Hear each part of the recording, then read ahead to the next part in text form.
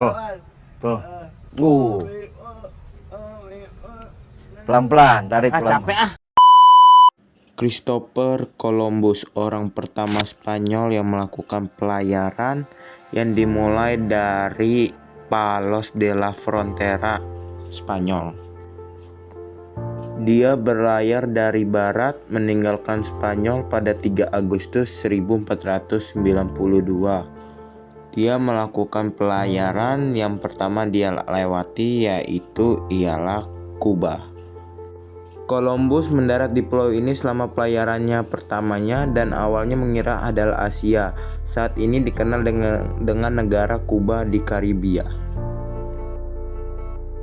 Selanjutnya dia ke Pulau Hispaniola yang dia mendirikan permukiman pertama di dunia baru yang disebut La Navidad. Setelah itu dia lanjut lagi ke Puerto Rico. Columbus tiba di pulau ini pada pelayaran keduanya pada tahun 1493 dan menamakannya San Juan Bautista.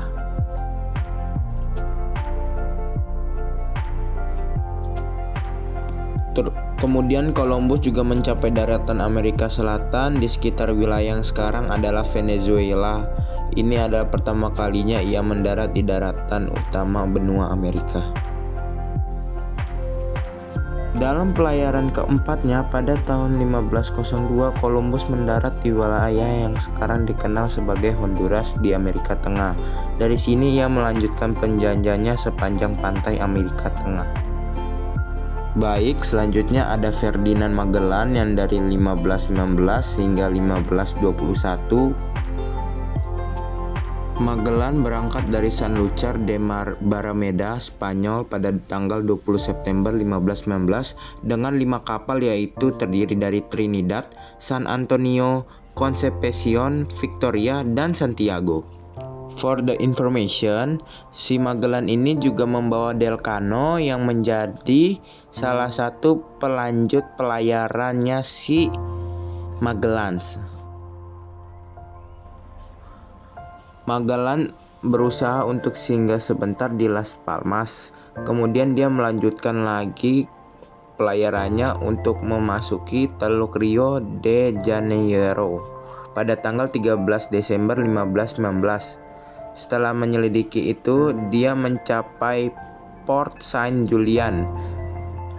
Magellan menemukan Selat Magellan yang menghubungkan Samudra Atlantik dengan Samudra Pasifik. Nah, setelah memasuki Samudra Pasifik, Magellan dan krunya menghadapi tantangan seperti penyakit dan kelaparan. Aduhai. Magellan berlayar menuju Filipina dan tiba di Pulau Lima Sawah pada akhir Maret 1521, di mana ia menjalin aliansi pertama untuk Spanyol. Ia kemudian mengunjungi Pulau Cebu dan menjadi misionaris di sana. Sayangnya, Magellan terbunuh dalam pertempuran melawan penduduk Pulau Mactan pada tanggal 27 April 1521.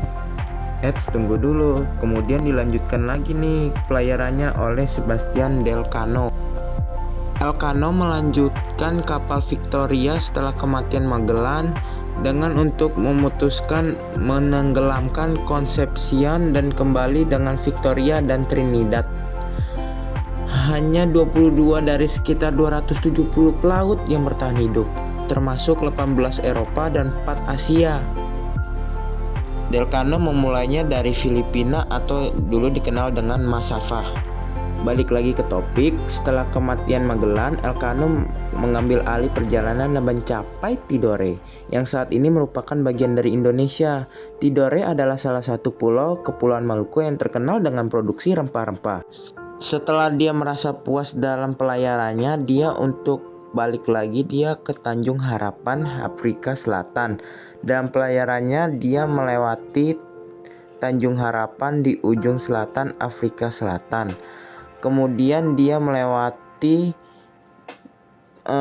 bagian timur Samudra Atlantik menuju Sevilla, Spanyol.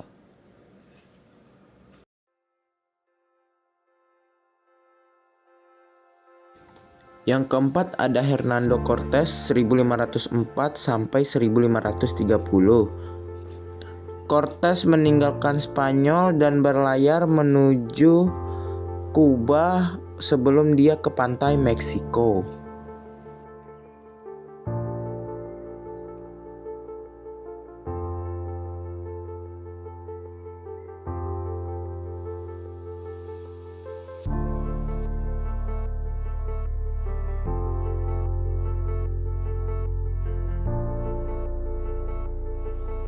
Cortes terus mengelilingi pulau itu hingga ke arah bawah. Setelah itu dia melewati wilayah yang dihuni oleh berbagai suku termasuk Totonac dan Tlaxcala. Salah satunya ialah Tabasco.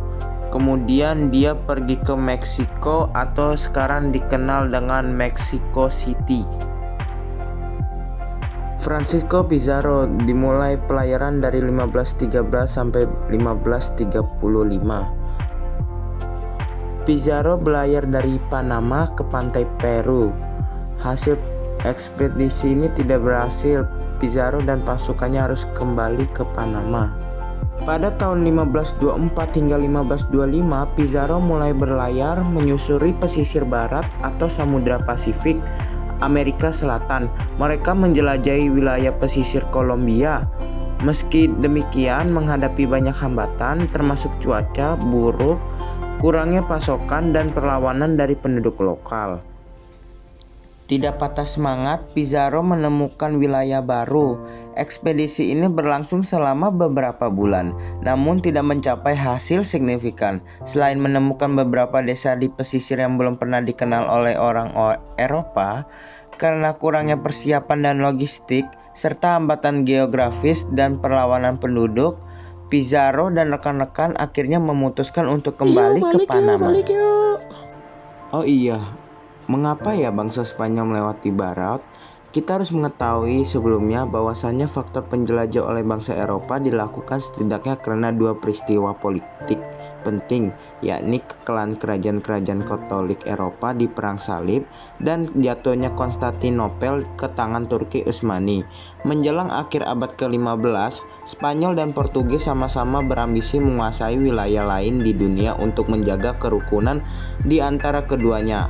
Maka dibuatlah perjanjian Tordesillas pada tanggal 4 Juni 1494.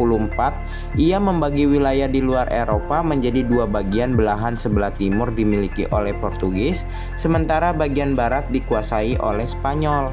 Makanya pelayaran Spanyol itu melewati barat, teman-teman. Sekian dari saya, terima kasih semuanya. Kiat.